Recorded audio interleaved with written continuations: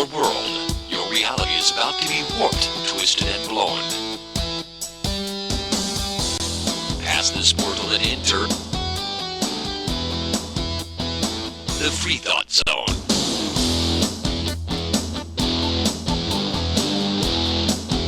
Banging away on the show today, it is Mark Mythos here in the Freethought Zone. And thank you for stopping by for a little while. We're going to bang a drum on Michael Newdow on Fox. And while we're at it, we're going to beat up on the Ugandan politics and the National Prayer Breakfast. And get this, the right hates on atheist hate groups. What's wrong with that picture, huh?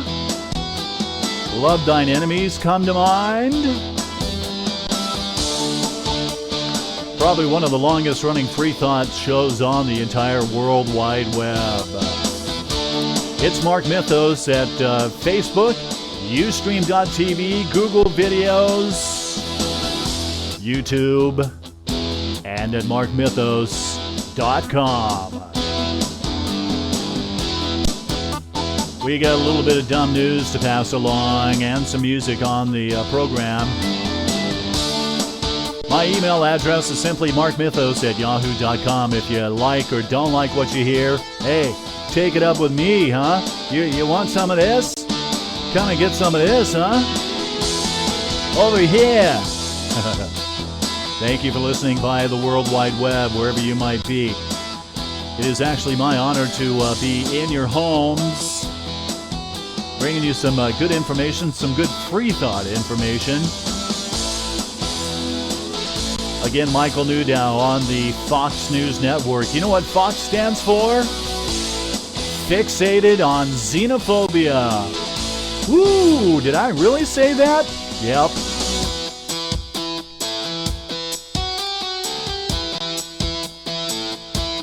Well, another guy who's rather active is Michael Newdow. And as you know, Michael Newdow was on Fox. And I believe this is an old clip that we're going to be playing for you on the show today.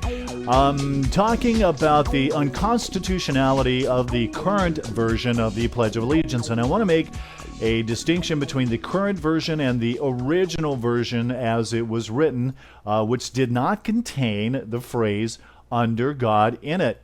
Michael Newdow, as you know, is an American attorney, an emergency medicine physician, intelligent person, best known for his efforts to have recitations of the current version of the pledge, current version in public schools, declared unconstitutional because of its inclusion of the phrase "under God." Now, as you know, he took this all the way to the Supreme Court. We're going boo-rah for Michael Newdow on this particular program because we were, as any good historian will tell you, founded as a secular nation.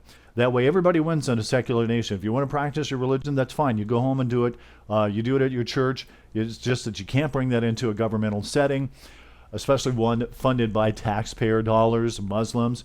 Newdow is an atheist and an ordained minister of the Universal Life Church. It's kind of a conundrum there. In 1997, he started an organization called FACTS, First Amendment Church of the True Science, which advocates strong separation of church and state and public institutions.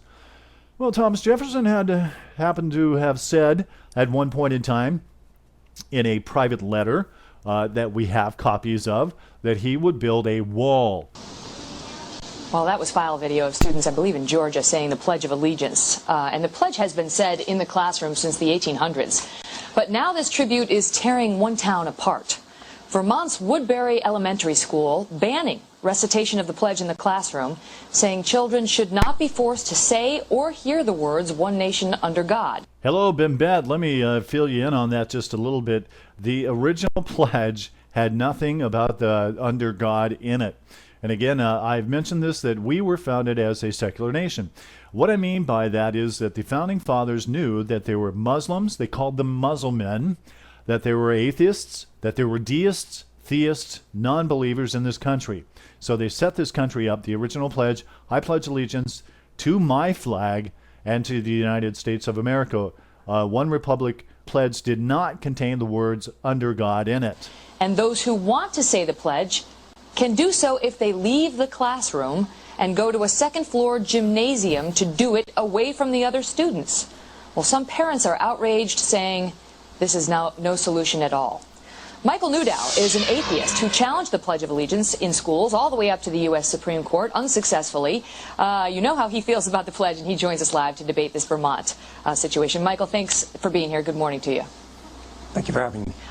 So, you know, the parents in this Vermont school district, some of them, not all of them, are ticked off that their kids who just want to stand up in the morning and say the pledge, as they had in the past, are now being kicked out of the classroom, told to go upstairs to a gymnasium, say it privately, then return to their lessons. Oh, my goodness, these poor little kids, you know, they're just being kicked out of the class. Holy cow, have pity on the children. I found it in, sorry, I wasn't a little more practiced on this.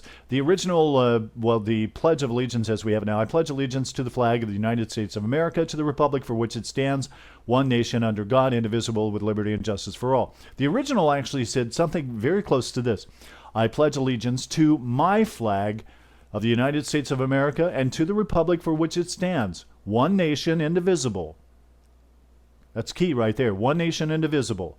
When you insert under God in there, you automatically create a divide with liberty and justice for all. And I mean to tell you, folks, the reason why the words liberty and justice for all were put in there to protect the recently emancipated black slaves in this country. I know you don't think it's legal. I know you don't think it's constitutional, but can you relate to the feelings of ostracism that the parents of these children are worried about?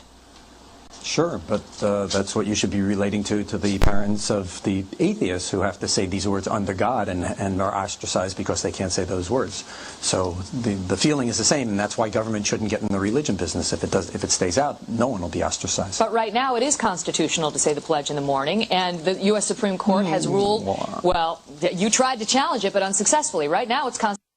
Okay, Bimbet, let me clarify that for you. The reason why Michael Newdow was unsuccessful was basically a technicality. And you got to know, folks, I'm serious, you got to know that the Supreme Court justices were going, whew, we dodged a bullet on that one, folks.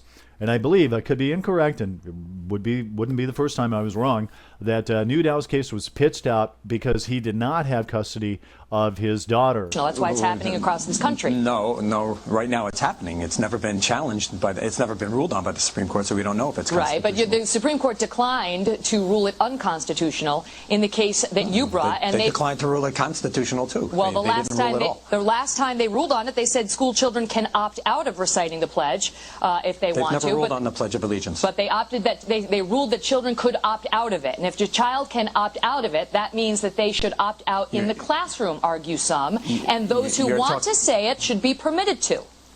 Okay, either way, opting out of it, if you are a child who does not say the words under God, you are automatically ostracized. This is why it should be a secular 43 case before it had the words under God. So it's a different issue. Yeah, altogether, it's a different issue. Let's see how she kind of weasels her way out of this one. Once you bring God into it, that changes everything for you.